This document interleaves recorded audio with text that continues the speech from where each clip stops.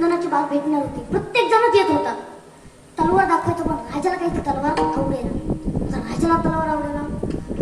राजा खूप असं वेगळं होतं करायला. राजाला म्हणले एक सुद्धा लोहार आपल्या राज्यात उरला नाही की जो मला अशी तलवार आणून तेवढ्यात एक लोहार आल्यानंतर लोहाराने ती तलवार पेश केली. पाहता क्षणी डोळ्यात चमचम लकलक करणारी अशी ती तलवार त्या लोहाराने बनवून दिली होती. त्यांनी त्या चंदनाची बाग भेट म्हणून देऊन टाकली राजाला. पण त्या लोहाराला चंदनाची किंमत नव्हती. लोहार काय करायचा? एक एक लाकूड कापायचा, भट्टीत आणायचा आणि आपल्या हत्यारासाठी वापरायचा. असं करत करत त्यांनी अख्खी चंदनाची बाग सपाट करून टाकली. आता ते लोहार, त्याला चंदनाची किंमत नव्हती. राजाला काय वाटलं? राजा खूप महिन्यातून तिथं आला. त्याने विचार केला. त्याला लक्षात आलं, अरे या भावातल्या आपण एका लोहाराला आपण एक चंदनाची बाग भेट बनवून दिली होती. पाहू त्याची परिस्थिती सुधारली का नाही. तो राजा त्या लोहाराच्या घरी गेला. लोहाराची परिस्थिती आहे तशीच, इंचभर सुद्धा सुधारली नव्हती. राजा त्या लोहारापाशी जाऊन म्हणाला, का रे, मागच्या वेळेस मी तुला चंदनाची बाग भेट बनवून दिली होती. त्या चंदनाच्या बागेचं तू काय केलं? तो म्हणाला, मी एक एक लाकूड कापायचो, भट्टीत घालायचो आणि ते आपल्या शासनासाठी वापरायचो. असं करत करत मी अख्खी बाग सपाट करून टाकली. राजा एक सुद्धा लाकूड. तुम्हाला हो, मी माझ्या पुराडीसाठी एक दांडा केलाय त्या लाकडाचा. तुम्हाला तो दांडा इकडे आणला. तो दांडा राजा आणि लोहार हे दोघं जण तो दांडा घेऊन राजा चंदनाच्या व्यापाऱ्याकडे गेला. त्या चंदनाचं लाकूड लोहार त्या चंदनाच्या व्यापाऱ्याला दिलं. त्याचे खूप पैसे भेटले. लोहाराने विचार केला, अरे एवढ्या लाकडाचे एवढे पैसे भेटले. अरे माझ्याकडे अख्खी बाग होती, त्या बागेचे किती पैसे भेटले असे. लोहाराला पश्चाताप व्हायला लागला. लोहार तर राजापाशी येऊन म्हणाला, राजा मला परत एकदा चंदनाची बाग भेटली. तेव्हा राजा म्हणाले, हे अनमोल भेट आयुष्यात फक्त एकदा भेटत असतो. तसेच हे नरदेह अनेक दिवसातून अनेक म्हणजे 76 कोटी योनी फिरून आले होते. हा नरदेह आपल्याला भेटत असतो. याची किंमत पुढंच नाही. आपली एक किडनी फेल झाली, किडनी घ्यायला गेलो तर 2-3 लाखाला पडते. या नरदेहाची किंमतच नाहीये. पण आपल्याला आई वडिलांनी देवाने हा नरदेह दिलाय, याची किंमत आपण ठेवली पाहिजे. आपण याची किंमत ठेवत नाही. शेवटच्या क्षण आपला जवळ येतो आणि आपली गत लोहार असेल. देव आपल्याला न्यायला येतो. देव उचलतो म्हणजे पाहतो, अरे तुझा वेळ संपलायचा. तेव्हा आपण देवाकडे म्हणतो, तेव्हा मला अजून 2 मिनिटं दे, अजून 2 तास दे, अजून 1 दिवस दे. तेव्हा देव म्हणतो, अख्ख्या आयुष्यात तो काय केलं नाही, एका दिवसात काही करशील.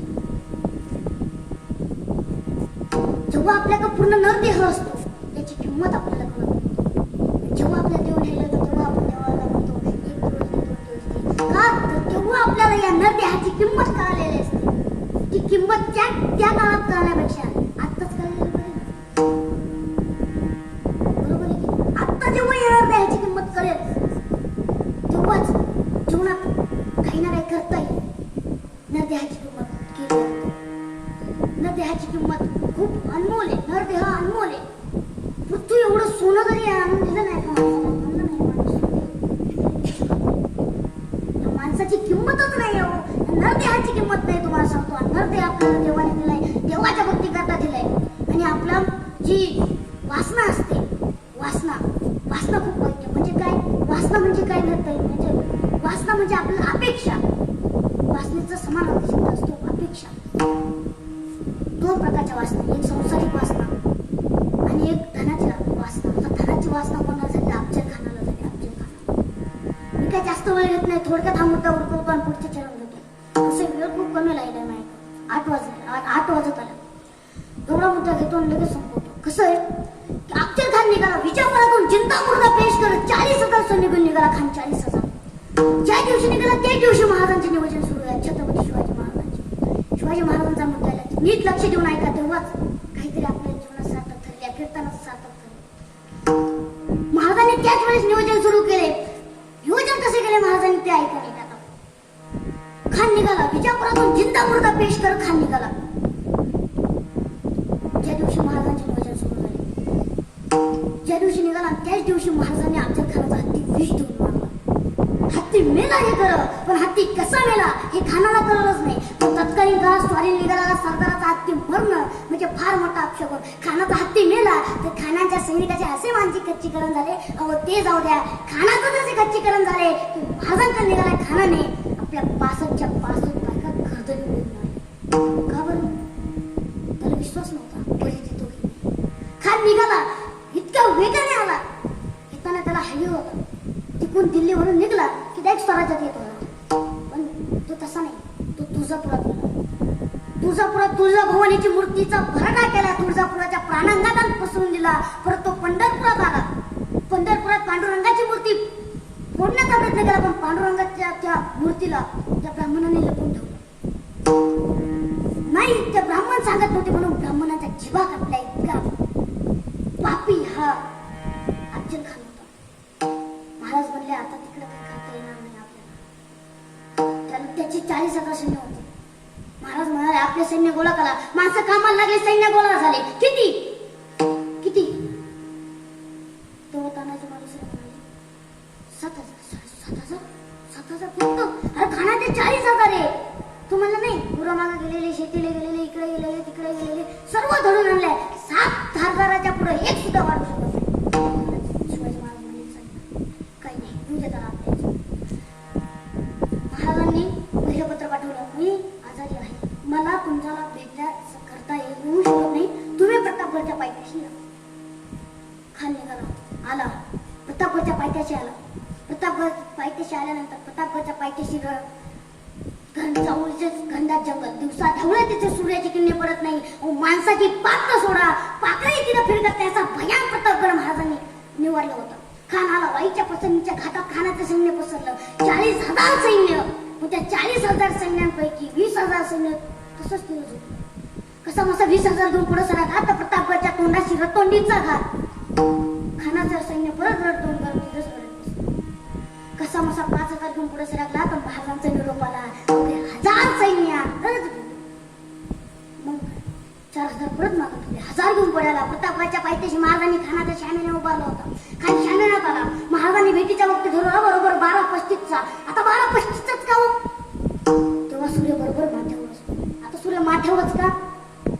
तर जेव्हा छत्रपती शिवाजी महाराज गणुतार करते त्या सूर्याच्या लख्ख प्रकाशात खानाची छावणी हलचाल स्पष्ट दिसावी. आणि जर खानाने महाराजांना बघायचे ठरले तर सूर्याची किरणे त्याच्या डोळ्यात दिसावी. हे नियोजन महाराजांचे. घ्यायचे कोण? आता शिवाजी महाराजांचा पहिला प्रश्न पडला, घ्यायचे कोण? तानाजी, बाजी याचे सर्वजण होते. घ्यायचे कोण? महाराजांनी विचार केला, अफजल खानासोबत तिला कोण आहे? सय्यद बंदाची जुलायला असावा तर फक्त जेव्हा इथं त्यातला संभाजीरावजी कोणता तोच का? हत्तीचा तरी पार अरे पण तोच का? खरा तसाच आहे ना. आखाड्यात पैलवान उतरायचे ते एकाच गटाचे असेल म्हणून कुस्ती रंगते. महाराज सर्व काही 8 अंगरक्ष घेतले. महाराज निघाले. प्रतापगडचे पायथा उतरत असताना महाराजांनी जेव्हा महाराजांना दिले, जेव्हा कात्रे आहे का? जेव्हा मान म्हणाले कात्रे तलवारी म्हणजे आपण खानाच्या भेटीत चाललोय, तलवार घेतली पाहिजे, कात्री कशाला? तेव्हा शिवाजी महाराज म्हणले जेव्हा कात्री आहे का? तेव्हा महाराज म्हणाले हो आई का आमची धारीवारी कर. कशाला? की कर? जेव्हा आमची धारीवारी कर. कशासाठी?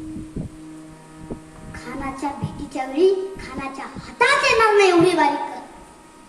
संशोधनाच्या भाषेत त्याला मायक्रो प्लॅनिंग म्हणतात. सूक्ष्म नियोजन. इतकं सूक्ष्म नियोजन करून खान फाडला होता. हे नियोजन महाराजांकडून आपण शिकलं पाहिजे. हे नियोजन आपण महाराजांकडून नुसती चंद्रकोर लावली, शिवाजी महाराजांसारखी दाढी वाढवली, शिवाजी महाराजांसारखे रूप घ्यायचा प्रयत्न केला. महाराजांचे विचार जेव्हा आपण आपल्या मनात घेऊ ना तेव्हा आपण आजकालचे शिवाजी हे विचार आपल्या मनात घेतले पाहिजे. महाराज आले. 12:30 निघालेले महाराज बरोबर खानाच्या बाहेर 2 वाजता पोहोचले.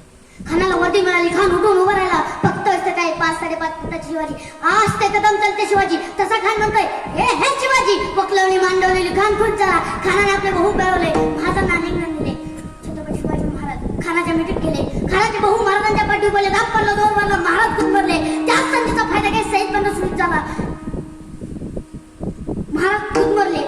खानाने आपला बिचवा काढला. महाराजांच्या पोटात पाठीव मारायचा प्रयत्न केला. महाराज डगमरले. महाराजांनी आपला बिचवा काढला. खानाच्या पोटात धगरला. धगाकर खान डगला. वाघ नाक्याचा वारा केला. कृष्णाची धावला. महाराजांच्या मस्तकावर वार केला. राजे भिकारले. त्याच संधीचा फायदा काही सय्यद बंदा सूचित झाला आणि सय्यद बंदाचा दानपत्ता महाराजांच्या मस्तकावर चालणार. तोच जीवा महाराजांचा दानपत्ता सय्यद बंदाच्या हात छाटून रेटा झाला आणि त्यावेळी या फुटफुटला होता जीवा म्हणून वाचला शिवा.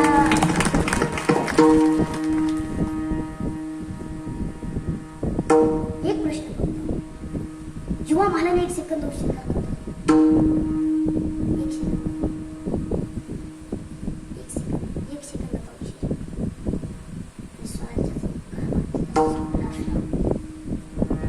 ही घटना घडली 10 नोव्हेंबर 1659 रोजी. महाराजांचा जातीभेद नव्हता. महाराजांना काय वाटलं याला मारले ना पुन्हा याला इथेच अफगाणच्या पायथ्याशी आत्ता जरी तुम्ही जाऊन पाहिलं ना तरी खानाची समाजाची जातीभेद केला नव्हता. पण जेव्हा महाराज निघाले म्हणजे जेव्हा खान दगा करत दगरला बाहेर छावणीच्या बाहेर पडला महाराज तिथून निसण्याचा प्रयत्न केला.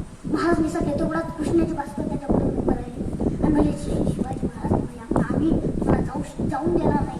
आम्ही मेलो तरी चाल